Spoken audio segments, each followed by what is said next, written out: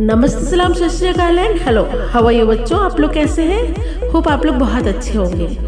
आज मैं आप लोगों के लिए 10th क्लास की हिंदी क्षितिज से काव्य का पाठ आत्मकथ्य लेकर आई हूँ, जिसके कवि हैं जयशंकर प्रसाद। और इस पाठ का नाम चूंकि आत्मकथ्य है, तो यहाँ पर जयशंकर प्रसाद जी ने बताया है कि मैं अपनी आत्मकथा लिखने में अधिक रुचि क्यों नहीं ले रहा हूँ, उसका कारण बताया है। जयशंकर प्रसाद जी छायावादी कवि हैं और उनके अनुसार ये संसार नश्वर है। जिस तरह से वृक्ष की घनी पत्तियां भी कभी ना कभी मुरझाकर गिर जाती हैं, इस संसार में अनेक ऐसे ही महापुरुष हैं जिनके इतिहास के सामने उनके जीवन की कहानी हास्यास्पद सी लगती है। फिर भी उन्होंने अपने हास्यास्पद जीवन वृत्त को लिखने का साहस कैसे करें, ये बात बताई है। और किसी को किसी प्रकार से सुख मिलने की संभावना नहीं है उनके जीवन की कहानी को सुनकर। और उन्होंने ये बताया कि मेरा जो जीवन रूपी घड़ा है वो रिक्त है, खाली है, इससे किसी को कुछ भी प्राप्त होने वाला नहीं है, क्योंकि हमारे जीवन में कुछ भी अच्छा हुआ ही नहीं है। और इन्होंने ये बताया कि उनके जीवन में जो सुख आया था वो स्वप्न के समान था, एक क्षणिक स्वप्न था। जीवन की गाथा ऐसी नहीं है कि लोग उसका रस लें और रस लेकर सुने। उन्होंने बताया कि मेरे जीवन की जो व्यथाएं हैं, दुख है, अभी सुप्तावस्था में है, सोई हुई हैं और उन्हें जगाने का अभी मुझे नहीं लगता है कि समय आया है। तो आइए अब देखते हैं इसकी व्याख्या। मधुप गुनगुनाकर कह जाता कौन कहानी यह अपनी, मुरझाकर गिर रही पत्तियां देखो कितनी आज घनी। कभी अपने जीवन रूपी उपवन में मन रूपी भौरे को गुंजार करता हुआ जीवन की कहानी कह जाता है। कभी कहता है कि वो इतना तो जानता ही है कि उसके जीवन रूपी उपवन में कितनी घनी पत्तियां मुरझाकर गिर गई हैं, अर्थात उसके उपवन को हरा भरा करने वाली खुशियां प्रदान करने वाली उसके जीवन का साथ छोड़कर चली गई हैं। इस गंभीर अनंत नीलिमा में असंख्य जीवन इतिहास ये लोग करते ही रहते हैं अपना व्यंग्य मलिन उपहास। यहाँ पर कवि कहता है कि ये जो अनंत विस्तृत आकाश है, इसमें जाने कितने महापुरुषों ने अपने जीवन वृत्त लिखे हैं। और उनसे तो यही प्रतीत होता है कि उन लोगों ने जो अपने जीवन के वृत्तांत लिखे हैं, लोगों के द्वारा अपना उपहास ही बनाया है। और महान पुरुषों के जीवन वृत्त के सामने अभावों से भरे जीवन वृत्त को लिखना अपना उपहास कराने के अतिरिक्त और मुझे कुछ भी प्रतीत नहीं होता है।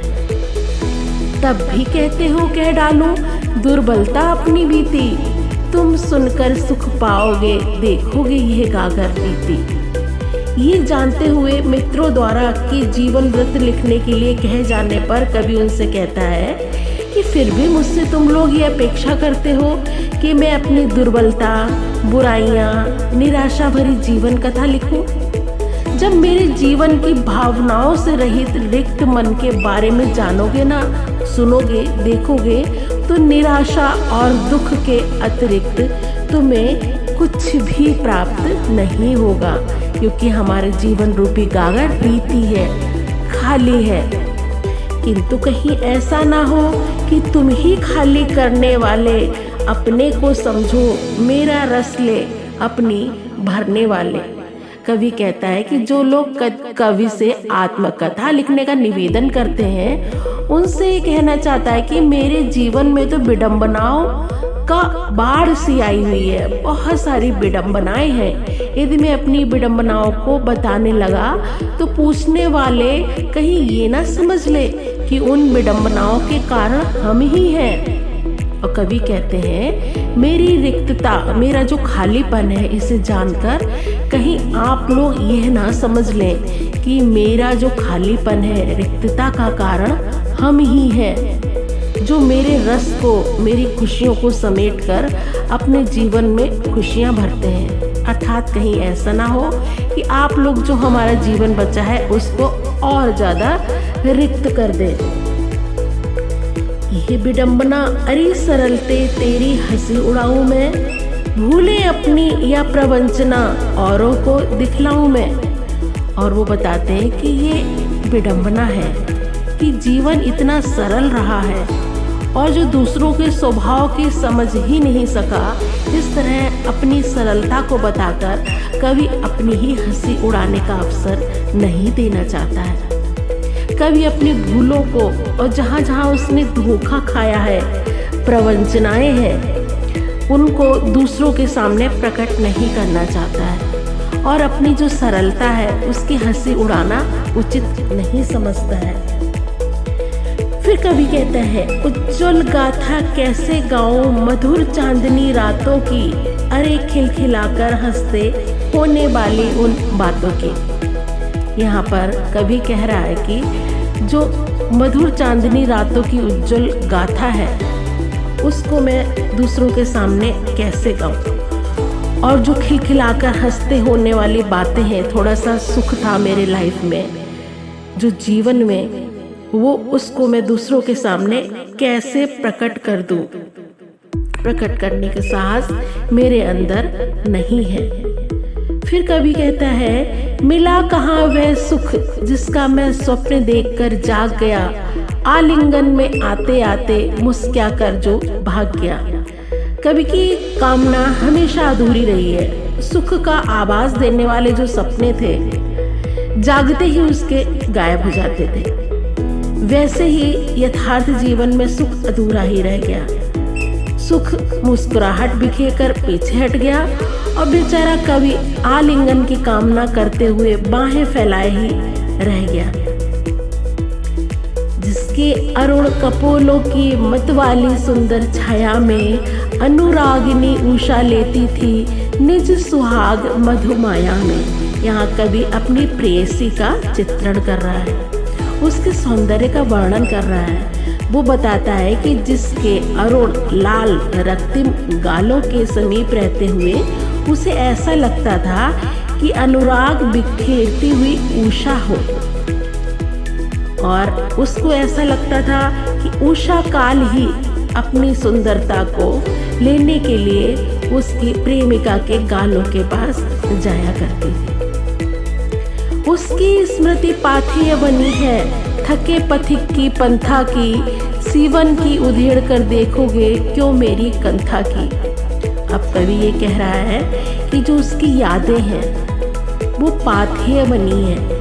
पाथेय मीन्स रास्ते का भोजन, जीवन रूपी रास्ते का जो भोजन है उसकी यादें बनी हुई हैं। और मैं एक थका हुआ पथिक हूँ, अपने जीवन से थका हुआ राहगीर हूँ। अब वो कहता है, सीवन को उधेड़ कर देखोगे क्यों मेरी कंथा की। जो हमारी कंथा है अर्थात हमारे जीवन की जो गुदड़ी है उसकी सिलाई को उधेड़ कर क्यों देखोगे, क्योंकि गुदड़ी के अंदर कुछ भी अच्छा नहीं होगा। अर्थात जो भूली हुई पीड़ा है उसको कुरेदने पर दर्द के अतिरिक्त और विशेष कुछ भी नहीं दिखाई देगा। फिर कवि कहता है, छोटे से जीवन की कैसे बड़ी कथाएं आज कहूँ, क्या ये अच्छा नहीं कि औरों की सुनता मैं मौन रहूं। कभी कहता है कि अपने सामान्य जीवन में बहुत बड़ी बड़ी कथाएं हुई हैं, बहुत बड़ी बड़ी गाथाएं ऐसी हैं जो दुख हुए हैं, उनको आज मैं कैसे कह दूं। इससे तो उचित ही है कि मैं अपनी गाथा को ना कहकर मौन रहकर दूसरों की गाथाओं को सुनता रहूं। सुनकर क्या तुम भला करोगे मेरी भोली आत्मकथा, अभी समय भी नहीं थकी सोई है मेरी मौन व्यथा।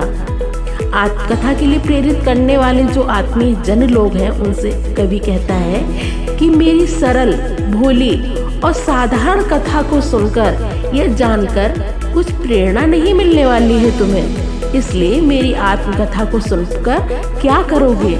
मेरी पीड़ा किसी प्रकार शांत है और उसके बारे में लिखकर तुम अपनी सोई हुई पीड़ा को जगाना उचित भी प्रतीत लगते हुए तुम्हें कैसे लगेगा। इसलिए आत्मकथा लिखने का उचित समय नहीं है और ना ही कोई औचित्य है, क्योंकि अभी हमारी जो मौन व्यथा है वो सोई हुई पड़ी है और मेरे हिसाब से अभी चुपचाप इसको सोया ही रहने दो। तो बच्चों, ये था आज का पाठ आत्मकथन। होप आप लोगों को एक्सप्लेनेशन अच्छे से समझ में आया होगा। बच्चों, यदि आपको हमारे एक्सप्लेनेशंस अच्छे लगते हैं तो कृपया सब्सक्राइब जरूर कीजिए। Thank you.